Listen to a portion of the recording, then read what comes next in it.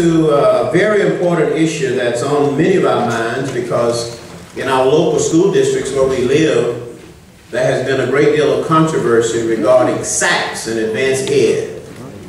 And I asked Senator Vincent Ford and Representative Gloria Tanubu to come and share with us information, their thoughts on what's happening across Georgia with SACS and advanced ed. Because this is a serious issue. It's a major problem across Georgia, particularly among majority black school districts. So, Senator Ford, Representative Tanubu, I want you all to come down and for about 30 minutes give us your opinion and your information that you may have in terms of what's really going on and where we're headed with the loss of accreditation in many of our districts.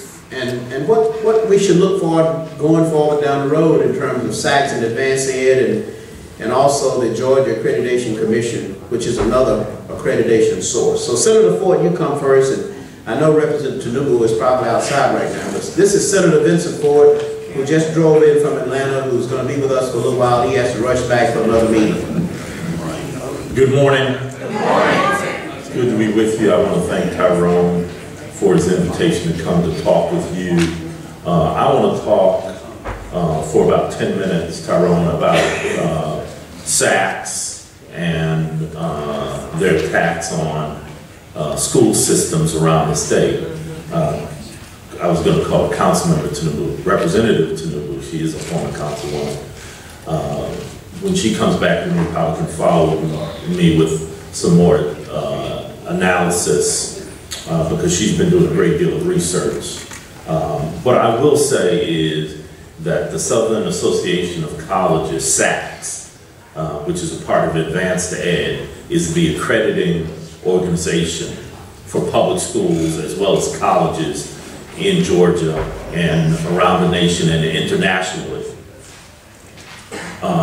Recently, SACS has put the Atlanta public school system on probation. It is also involved in analyzing and investigating the DeKalb County school system, the Warren County school system. You will remember that it did take away, it investigated the Clayton County school system, all right? And you may know of other school systems that they are investigating, putting on probation or taking the accreditation from. In the city of Atlanta, the SACS got involved when the makeup of the school board leadership changed. When there was a change from one president to a new president, the accreditation, SACS got involved. And the interesting thing is that over the last 10 years in the city of Atlanta, there have been 3 or 4 major issues that have arisen. One, there was an e-computer scandal where tens of millions of dollars were misused and several $100,000s of bribes were taken. And it got so controversial that there were congressional hearings held in Washington based on what was happening here, what was happening in Atlanta. Then there was a controversy over high school graduation rates and the cooking of the books. You know, the most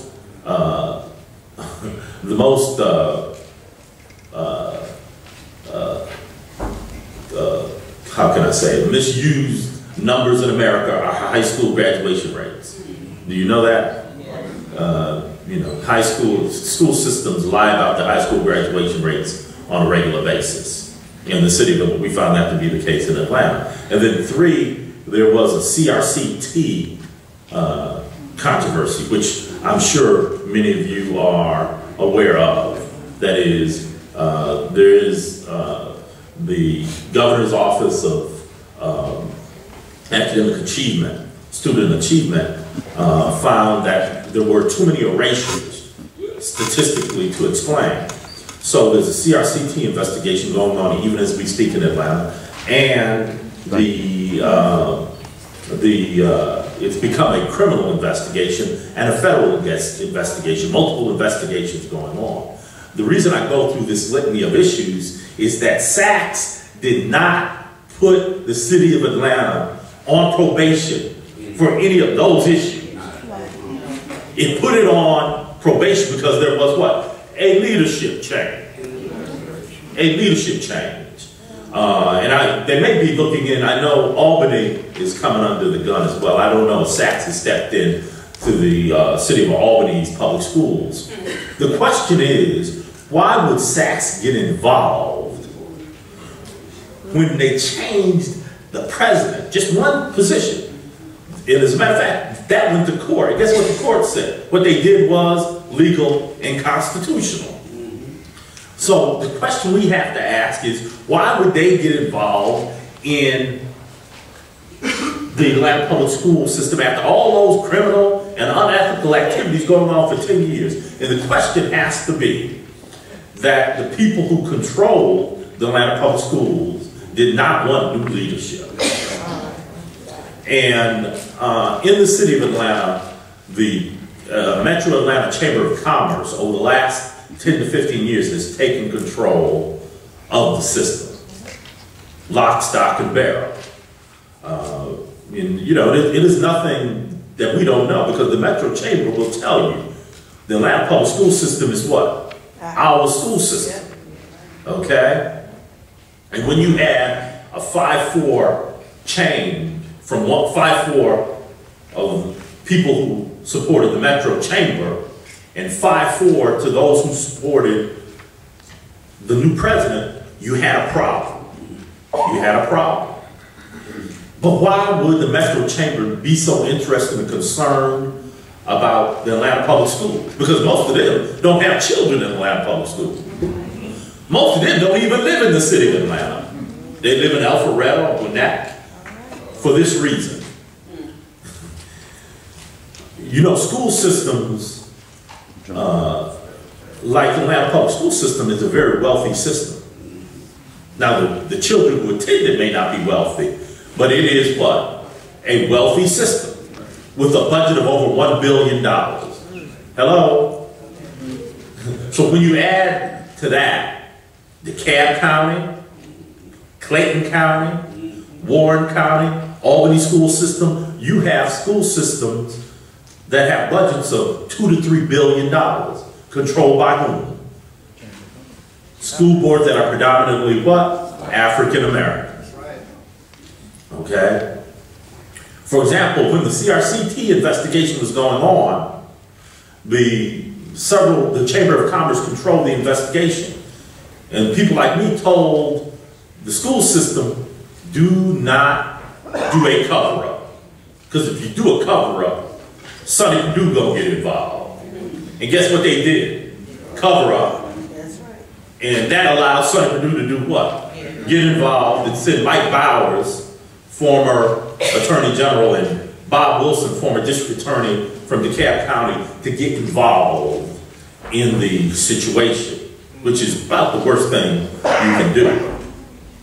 But the point is, the CRCT investigation cover-up was managed by whom? The Chamber of Commerce. And we need to look real hard, because it was revealed, not by me, but by the Atlanta Journal-Constitution of all newspapers, who is not usually community friendly, revealed that the people who controlled the investigation were who? People who had contracts with the Atlanta public school system. Why did they cover it up? Because they wanted to protect their interests. GE, for example.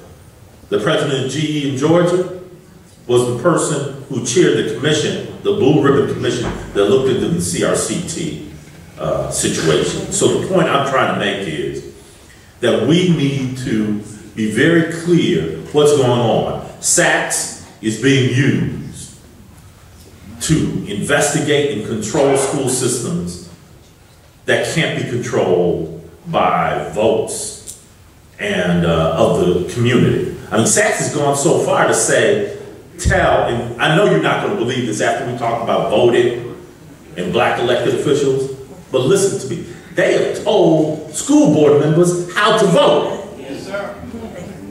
Yes, sir. They can't vote a split 5-4. They gotta be 6-3 or 7-2. It would be laughable if if they weren't so serious. I heard the man come out of the man's mouth. There are only two things any elected official should take into account when they vote: their conscience and their constituents. Yeah. And in this case, children. But should SACS, whose executive staff and board of trustees, 5 executive staff people, 10 board of trustee members, how many of them are African American? 1 out of 15. Someone said on TV, Tyrone, that I said SACS was racist. Phil Kent said that I was racist, that I called SACS racist. I did it. They may be. They may be, but I know what? They lack diversity. They lack diversity. And they ought to look like Georgia, but they don't look like Georgia. They look like some parts of Georgia. And so my point is, what we have to do is get together because I told the school board to comply with everything that SACS say do. Do not lose that accreditation. Do what they say do, but I ain't on the school board. I'm in the state senate. And it is absolutely critical that we, people of goodwill, black and white, put together a fight back strategy on SACS. They believe that they cannot be touched. Well, we have a history of knowing who we can touch and who we can't touch. And what we have to do is put together a strategy, because it's very obvious what they're doing. Because I heard their executive director's presentation before the school system, and he talked about urban school systems. Urban school systems have these kind of problems all the time, is what he said. I heard a code word there. Yeah. That people of urban school systems really don't know what they're doing and how they're doing it. But we have, and I'm like the folk that came up here, don't tell all your business. But we've talked, Tyrone and Dr. Tinubu and other elected officials have talked about how to respond to SACS attack on these school systems. So in the near future, we will communicate through GABEO just what posture we're going to be in, because there's a lot at stake. Not only the billions of dollars, but also the fate and future of our children are at stake. So I wanted to come by and say that much. Dr. Tinubu, Representative Tinubu, if she's in the room, can come forward. She's going to have a lot of numbers and statistics and analysis. Me, I came to this, I stepped to this microphone ultimately to say that we have to have a strategy to fight back. Because SACS is, they have unlimited power, or they believe they have unlimited power. And it's time for us to show them that they are answerable to someone at some time.